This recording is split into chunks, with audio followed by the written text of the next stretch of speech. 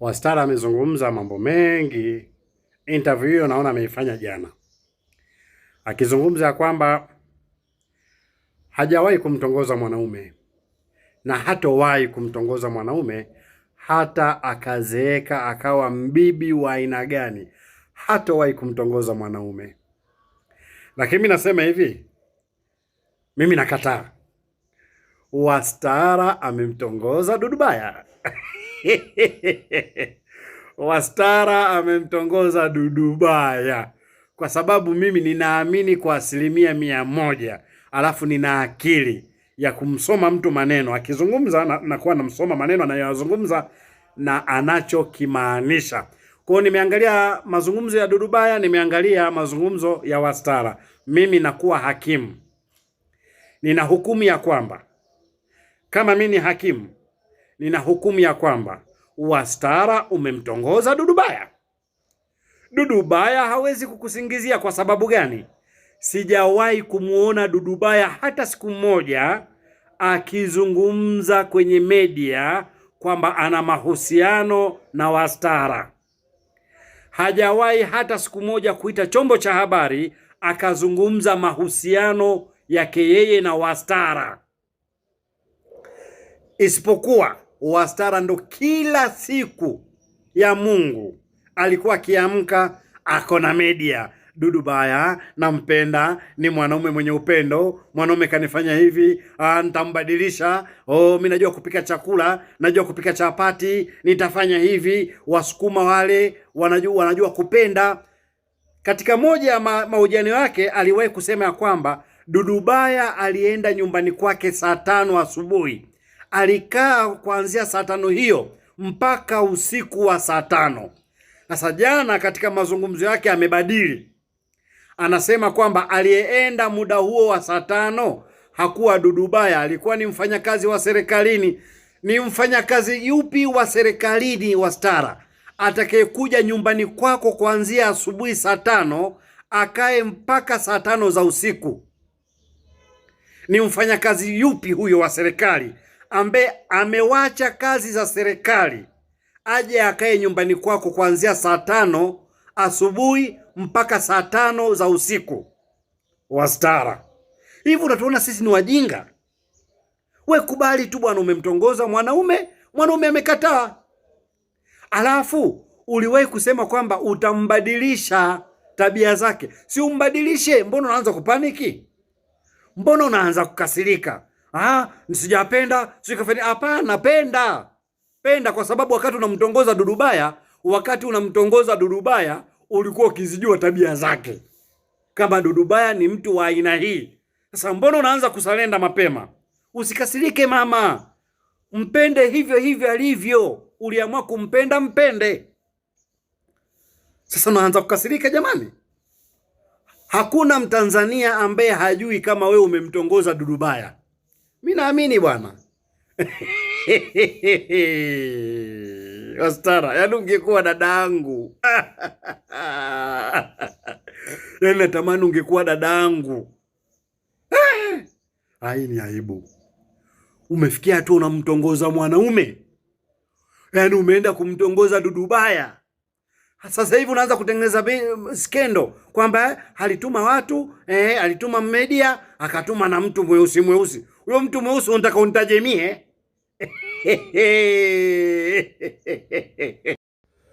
Wastara, huna cha kujitetea dada yangu. We kubali, kwa sababu tulikuonya mapema.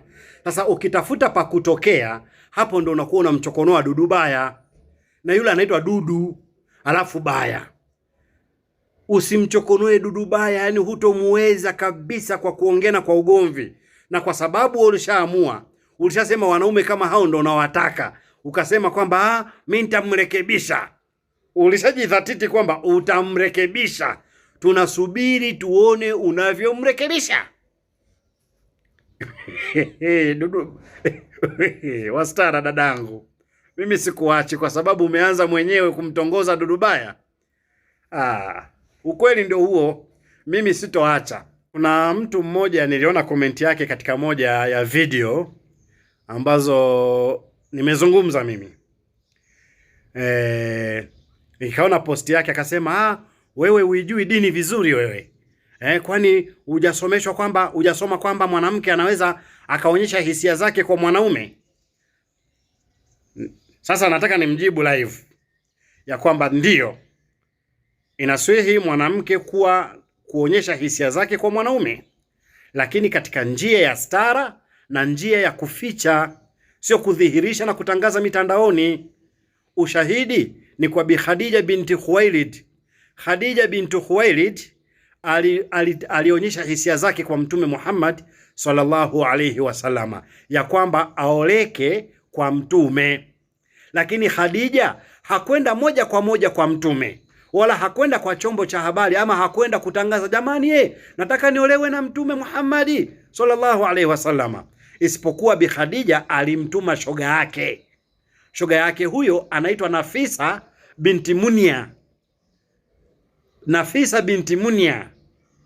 Nafisa huyu binti Munia ndiye aliyekwenda kwa Mtume sallallahu alaihi wasallam kupeleka salamu.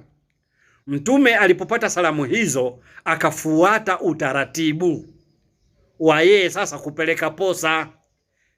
Lakini Bi Khadija, sawa, ni kweli ndiye aliyeonyesha nia na hisia zake kwa Mtume Muhammad sallallahu alaihi wasallam, lakini alifanya jambo hili kwa utaratibu maalum. Hakupiga kelele wala hakwenda kutangaza, nataka niolewe na Mtume, tusini wapenzi, mimi namtaka hivi. Hapana.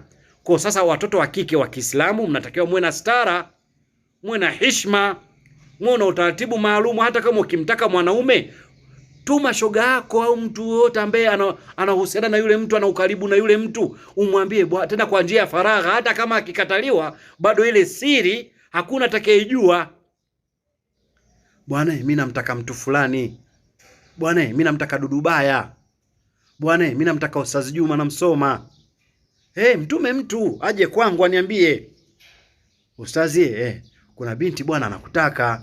Binti hiyo ni nani? Huyo binti bwana ni binti fulani, anakutaka sana ubinti, anataka umuoe.